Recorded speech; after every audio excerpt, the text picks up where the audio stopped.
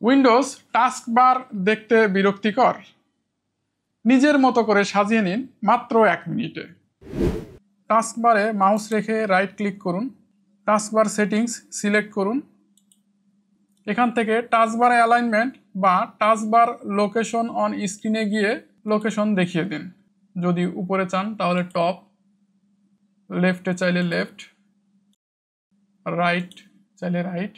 আমি আপাতত টপে দিয়ে দিচ্ছি।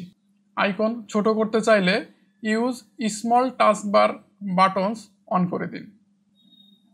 কোন আইকন দেখাবেন সেটি কন্ট্রোল করতে টার্ন সিস্টেম আইকনস অন আর অফ ট্যাপ করুন। এখান থেকে যে আইকনগুলো শো করতে চান সেগুলো রেখে বাকিগুলো অফ করে দিন। কেন ব্যবহার করবেন?